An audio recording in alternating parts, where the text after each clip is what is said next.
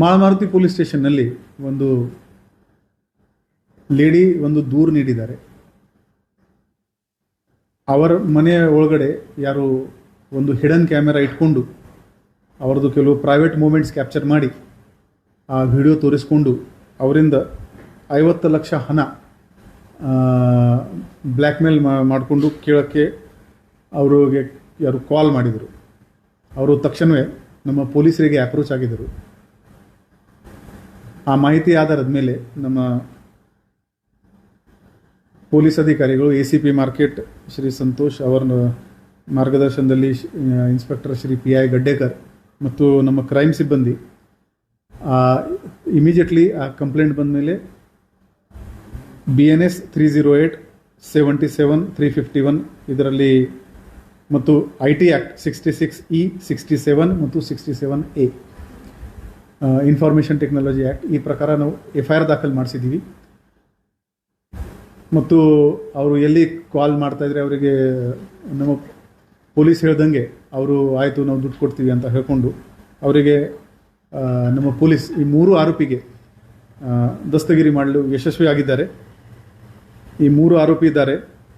ಸಮೀರ್ ನಿಸಾರ್ ಅಹಮದ್ ಶೇಖ್ 32 ವರ್ಷ, ಅಬ್ದುಲ್ ರಶೀದ್ ನಜೀರ್ ಅಹಮದ್ ಮಕಾಂದಾರ್ 51 ವರ್ಷ ಮತ್ತು ಮೊಹಮ್ಮದ್ ದಿಲಾವರ್ ನಜೀರ್ ಅಹಮದ್ 43 ವರ್ಷ.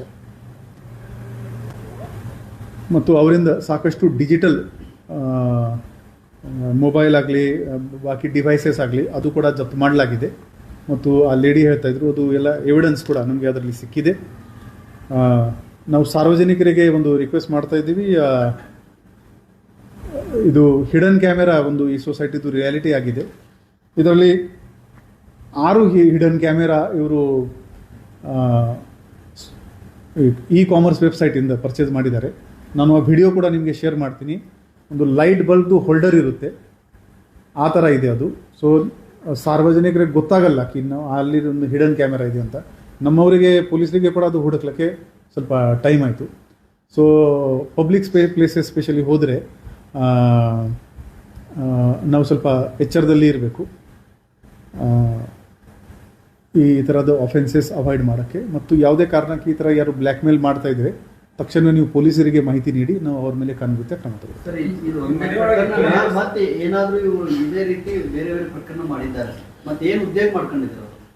ಇದು ಇವರದು ಈಗ ನಾವು ಮೊಬೈಲ್ ಸಿಕ್ಕಿದೆ ನಮಗೆ, ಇದು ಫಾರೆನ್ಸಿಕ್ ಅನಾಲಿಸಿಸ್ ಮಾಡ್ತೀವಿ. ಮತ್ತೆ ಬೇರೆ ಏನಾದರೂ ವಿಡಿಯೋ ಇದೆಯಾ ಇವರದು ಕಾಲ್ ರೆಕಾರ್ಡ್ ಕೂಡ ನೋಡ್ತೀವಿ ನಾವು. ಇನ್ನೂ ವಿಕ್ಟಿಮ್ಸ್ ಇದ್ದರೆ ನಾವು ಪತ್ತೆ ಮಾಡ್ತೀವಿ. ಇದರಲ್ಲಿ ಏನಿದೆ, ಕೆಲವರಿಗೆ ಒಂದು ಕೆಟ್ಟ ಅಭ್ಯಾಸ ಇರುತ್ತೆ, ಮನೆ ಲಾಕ್ ಮಾಡ್ತಾರೆ, ಚಾಬಿ ಅಲ್ಲಿ ಇಟ್ಕೋತಾರೆ.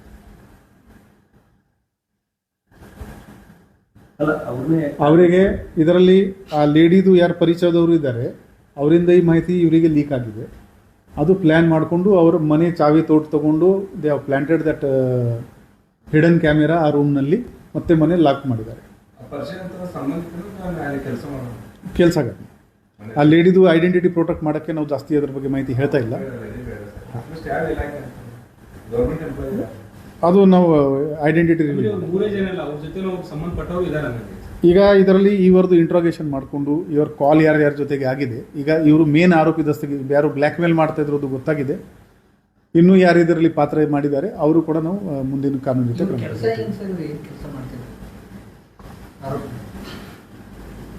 ಇದರಲ್ಲಿ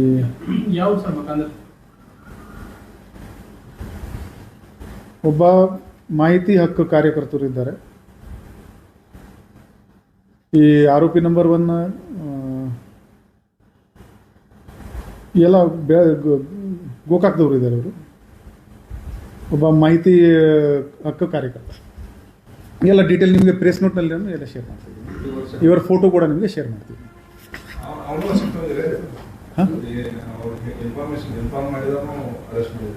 ವಿಲ್ ಟೇಕ್ ಅದು ಕೂಡ ಮಾಡ್ತೀವಿ. ಈಗ ಫಸ್ಟ್ ಇವರು ಸಿಕ್ಕಿದ್ದಾರೆ, ಅದು ಮೊಬೈಲ್ ಅನಾಲಿಸಿಸ್ ಆದಮೇಲೆ ಗೊತ್ತಾಗ್ತದೆ. ಇವರೇ ಶೂಟಿಂಗ್ ಮಾಡಿಕೊಂಡು ಇವರೇ ಬ್ಲ್ಯಾಕ್ ಇವರೇ ಆರೋಪಿಗಳು, ಇವರೇ ಶೂಟಿಂಗ್ ಮಾಡಿ ಇವರೇ ಬ್ಲ್ಯಾಕ್ ಮೇಲ್ ಮಾಡಿ ಮತ್ತು ಆ ಚಾಬಿಯಲ್ಲಿ ಇಟ್ಕೋತಾರೆ ಅಂದ್ರೆ ಲೇಡಿದು ಒಂದು ಕುಲಿಗೆ ಅವರಿಗೆ ಮಾಹಿತಿ ಕೊಟ್ಟಿದ್ದಾರೆ.